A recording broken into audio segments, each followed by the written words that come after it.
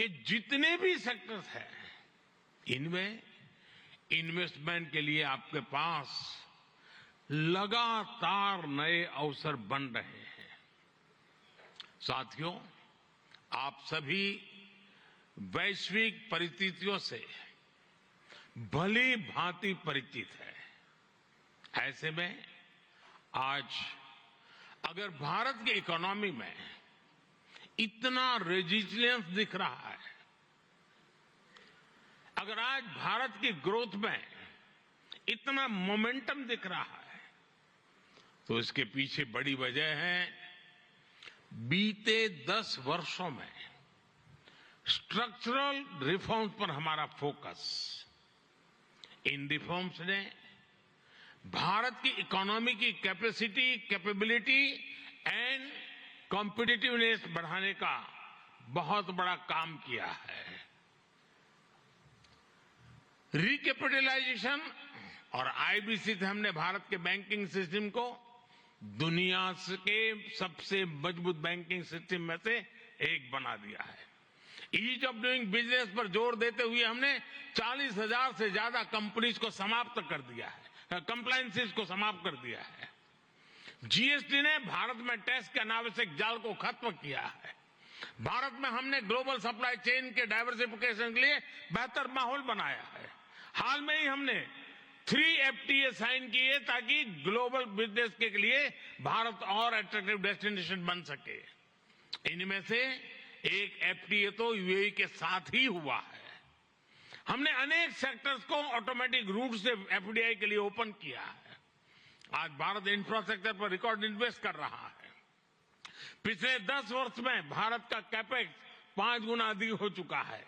Friends, Bharat आज green energy और alternative energy source को लेकर भी अभूतपूर्व गति से काम कर रहा है। भारत की रिन्यूएबल एनर्जी कैपेसिटी 3 गुना बढ़ी है और सोलर एनर्जी कैपेसिटी में 20 गुना वृद्धि हुई है। डिजिटल इंडिया मिशन ने भारत में लाइफ और बिजनेस दोनों को ट्रांसफॉर्म कर दिया है। 10 वर्षों में सस्ते फोन और सस्ते डेटा से डिजिटल इंक्लूजन की नई क्रांति आई है।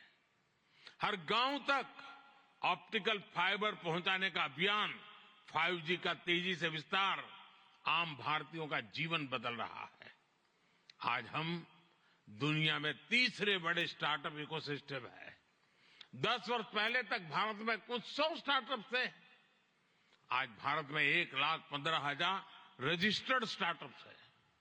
भारत के ओवरऑल एक्सपोर्ट में भी रिकॉर्ड बढ़ोतरी हुई है।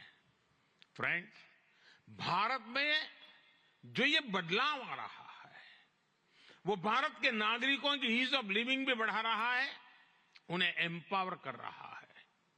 हमारी सरकार के 5 वर्षों में 13.5 करोड़ से ज्यादा लोग गरीबी से बाहर निकले हैं। भारत में मिडिल क्लास की एवरेज इनकम लगातार बढ़ रही है। भारत में फीमेल वर्कफोर्स के पार्टिसिपेशन में भी रिकॉर्ड वृद्धि हुई है। भारत के भविष्य के लिए ये बहुत अच्छी संकेत है और इसलिए मैं आप सभी का आह्वान करूंगा कि भारत की इस विकास यात्रा से जुड़िए, हमारे साथ चलिए। साथियों, लॉजिस्टिक्स को लेकर ईज ऑफ ट्रांसपोर्टेशन के लिए भी भारत में आधुनिक पॉलिसीज पर काम हो रहा है। 10 साल पहले भारत में 74 एयरपोर्ट थे। आज भारत में 149 एयरपोर्ट्स हैं। भारत का नेशनल हाईवे नेटवर्क पिछले 10 सालों में करीब 2 गुना हो चुका है। 10 सालों में हमारा मेट्रो ट्रेन नेटवर्क 3 गुना से ज्यादा बढ़ चुका है। गुजरात हो, महाराष्ट्र हो या फिर हमारी ईस्टर्न कोस्ट लाइन हो, इनको आज डेडिकेटेड फ्रेट कॉरिडोर से जोड़ा जा रहा है। भारत में आज अनेक नेशनल वाटरवेज पर एक साथ काम चल रहा है। भारतीय पोर्ट्स का टर्न अराउंड टाइम आज बहुत कॉम्पिटिटिव हो गया है। G20 के दौरान जिस India middle east Europe economic corridor की घोषणा हुई है, वो भी आप सभी इन्वेस्टर्स के लिए बहुत बड़ी बिजनेस अपॉर्चुनिटी है। फ्रेंड्स, भारत के कोने कोने में आपके लिए नई संभावनाएं हैं। वाइब्रेंट गुजरात समिट इसके लिए भी एक गेटवे, उसका बहुत बड़ा श्रेय मेरे brother his highness Sheikh Mohammed bin Zayed को जाता है। फ्रेंड्स, मोजाम्बिक के प्रेसिडेंट हिज एक्सेलेंसी न्यूसी से कल भी मेरी बहुत विस्तार से बात हुई है। उनके लिए तो गुजरात आना पुरानी यादों को ताजा करने जैसा है।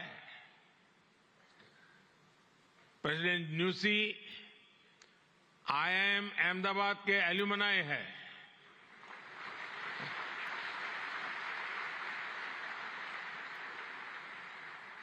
भारत के लिए गर्व की बात है कि हमारी G20 प्रेसिडेंसी में अफ्रीकन यूनियन को स्थायी सदस्यता मिली।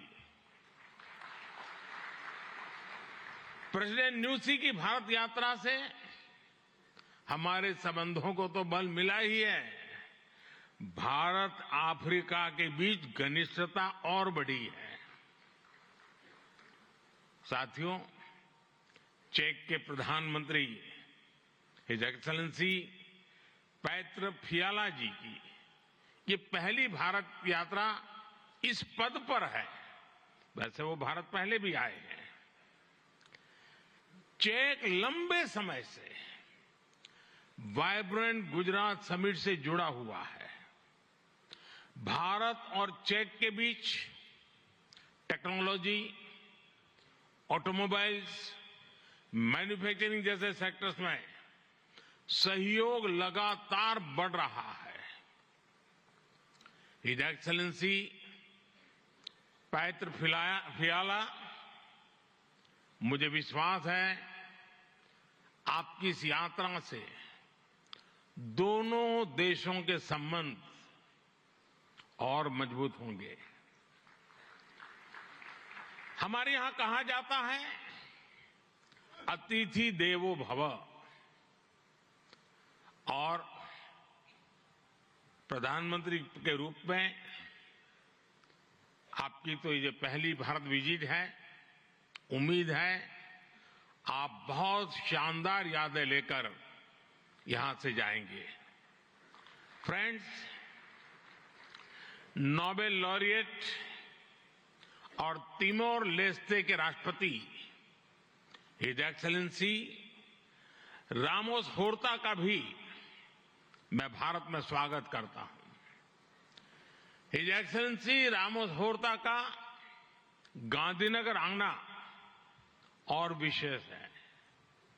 आपने महात्मा गांधी के नॉन वायलेंस के सिद्धांत को अपने देश के स्वातंत्र संग्राम से जोड़ा है।